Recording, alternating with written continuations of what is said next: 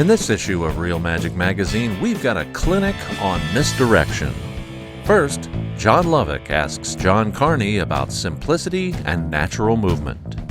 When I was a kid, one of the first really great books was Dai Vernon Book of Magic, and he has the cups and balls and different things, great tricks in there. And one of the things, the first chapter is the Vernon touch, and he just breaks down the French drop. Now you see people do the French drop, and they pick it up with the hand that they're going to put it in position in the other hand so they can take it with the hand that they just held it in. It makes no sense whatsoever, and there's no reason for why did you change hands. There's no misdirection, there's no thought or anything to it.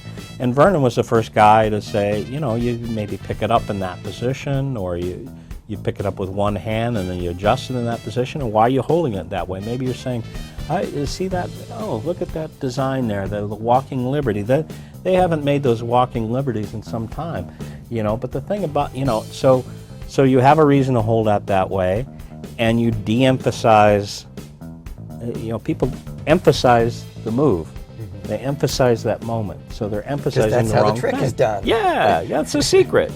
So instead of emphasizing the move, you emphasize the effect, or you emphasize the wrong things. Like, you know, I'm going to take it, so that's the Ramsey idea. Is you want somebody to look at something, look at it yourself, because you can't misdirect someone's attention unless you know where they're looking.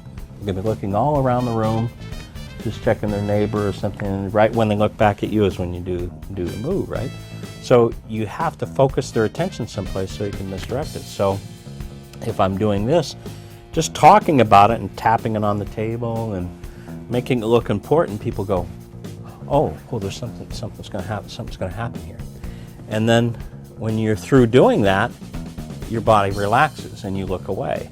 So that looking away and that relaxation, to them, as soon as they see you relax and look away, they go, oh, there's nothing left.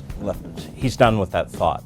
That's the punctuation there. He's done with that. Okay, and that's when you do it. Also in issue 43, Garrett Thomas discusses misdirection of the mind. Because one of the pet peeves I have often about where we look is when I see magicians use a question for misdirection for something, let's say, like a pass, right? So we have a card, we put it in the middle, and we want to control that to the top. But I don't want to do the pass while everyone's looking at the cards here. So I'll say, so what was your name? Now, what happened there? I asked the question and did the move at the same time. And I think what magicians have evolved this bad habit because they forgot the power of what the question was. The question is supposed to make them blind. And so now, yeah, I controlled the card to the top, but did I really misdirect you enough? Did I get you to look away enough from the card?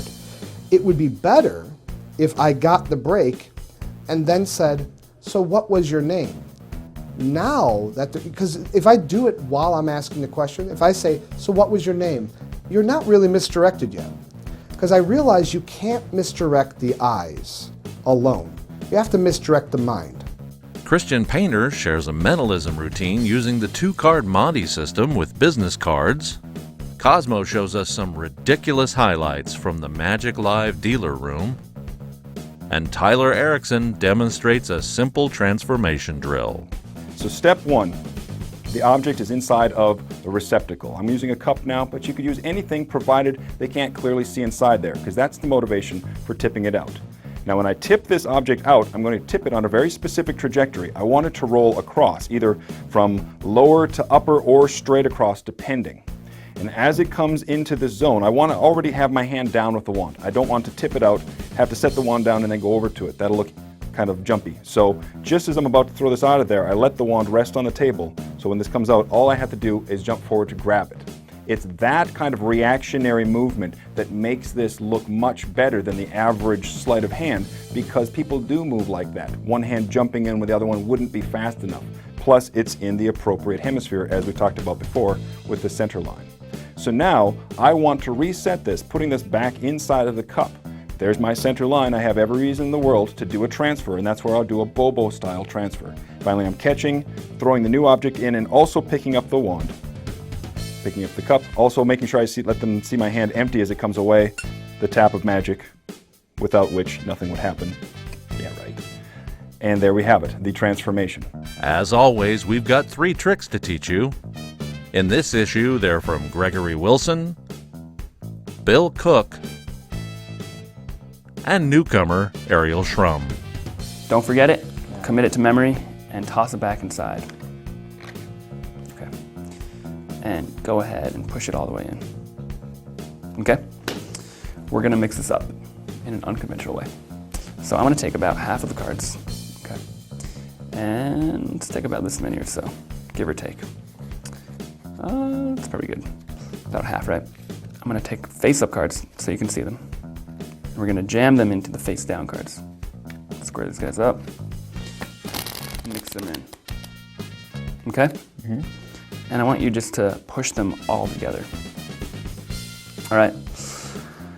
So now this is a pretty stressful situation. Your heart rate's rising, you're freaking out. It's bad. But just to show you what we have, some face up, face down. It's pretty sloppy. So do me a favor, I want you to hold your hand out. I'll place them in your hand, and I want you to square them all up. Okay? Mm-hmm. It's in your hands. You push the mess together. We're gonna see if we can fix this mess, relieve you of your stress. Okay. Okay? Check this out. If I snap my fingers, every single card will fix itself. Check it out. Every single card completely straightens out except for one. And with any luck, check it out. We got. That's awesome. There it is.